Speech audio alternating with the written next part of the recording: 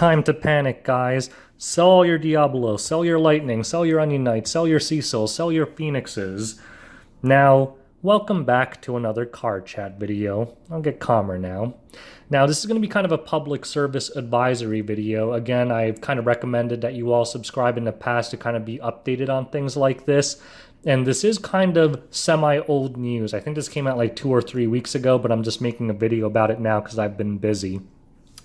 Now, you guys all remember Heroes and Villains, right? One of the greatest starter decks of all time. Untold value in that starter deck. I think it was a killer product, but for investors out there, it slaughtered people. It absolutely slaughtered people. And I told you guys to be careful about investing in meta cards in my previous videos, and those warnings were clearly warranted because it's about to happen again.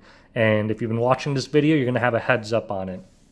So there's going to be another Heroes and Villains set. It's called, oh, god damn it. Wraith vs. Knight. So last one was Heroes vs. Villains. Now it's Wraith vs. Knight. And the artwork's kind of cool. When I saw it, I recognized it right away.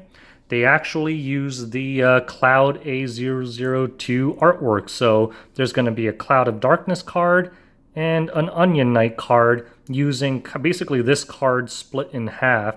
And I think they're going to be starter cards or something.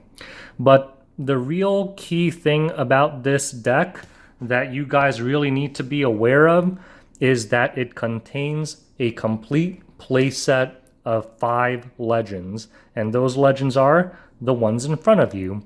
So how it's going to work in Wraith vs. Knight is you're going to get a playset of each of these, and one of them is going to be a full art promo version, which is going to be pretty badass. So you get 5 full art kind of promo alternate art versions of each of these legends.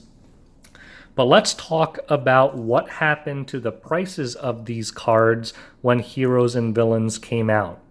Genesis, not too long ago, before Heroes and Villains, I mean, I think that only came out in like December of 2018 or something, right? Genesis was a $20 card.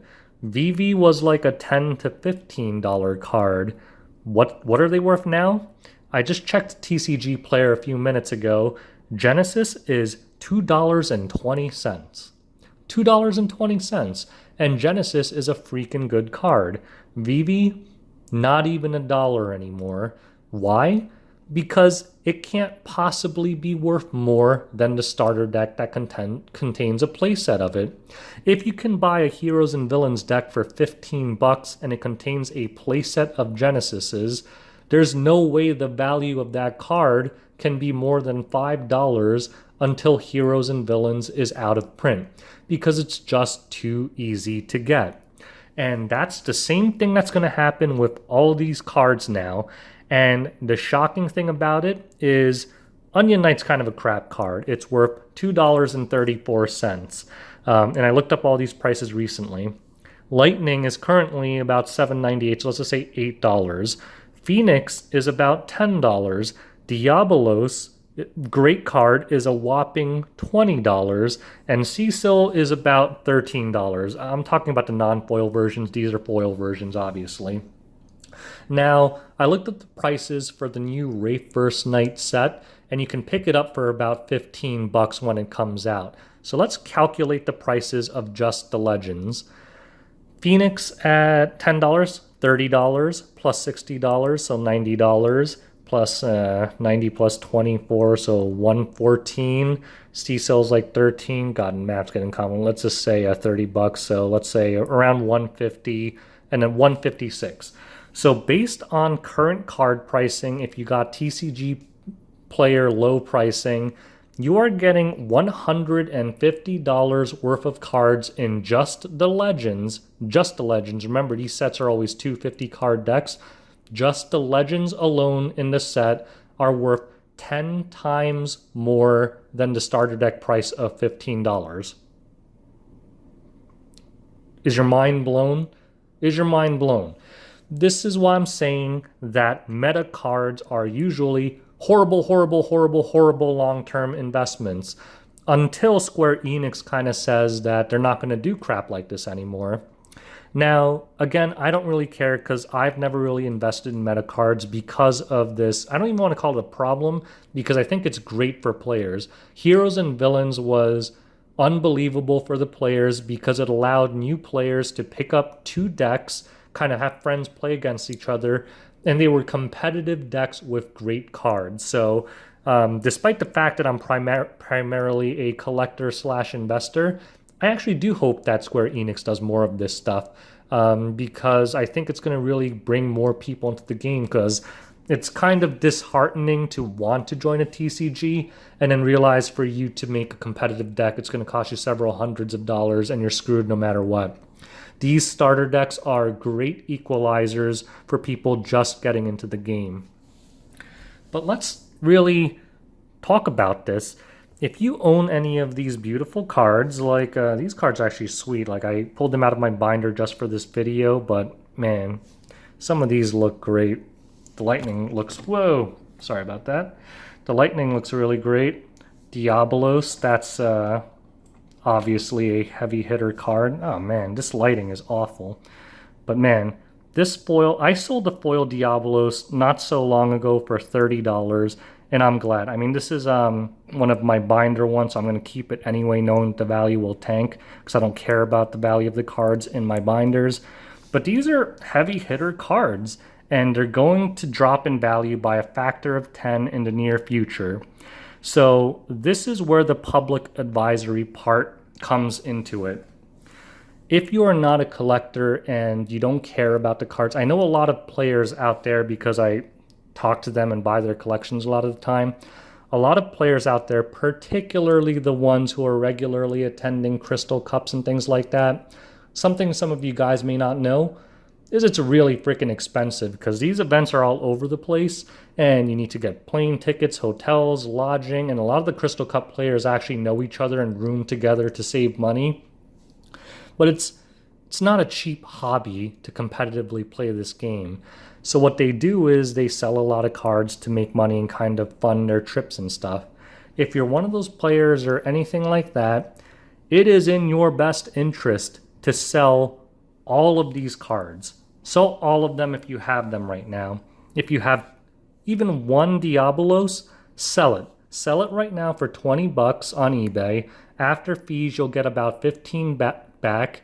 And in, I think, Wraith First Night comes out in September, mid-September.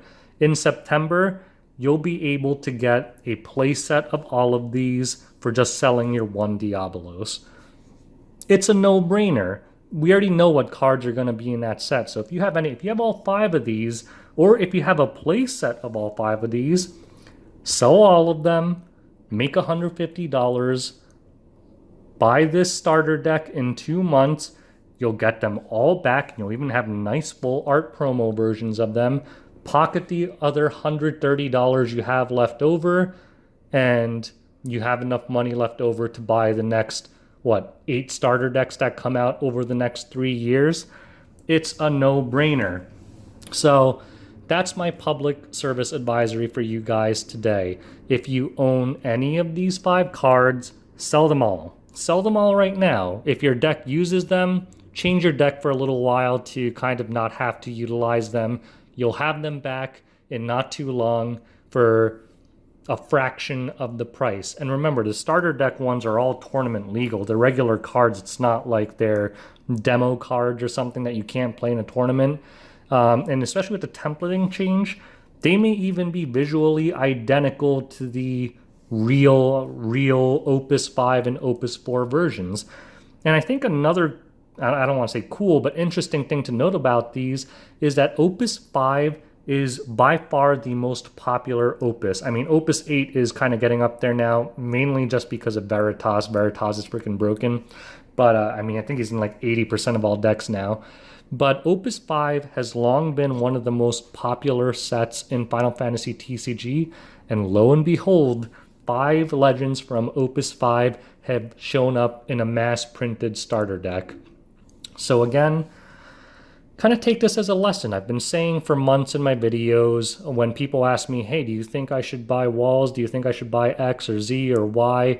I think these cards are very good. I say, in my opinion, I think it's very risky. Again, we're all adults. You do whatever you want and laugh at me if you make a lot of money off of it.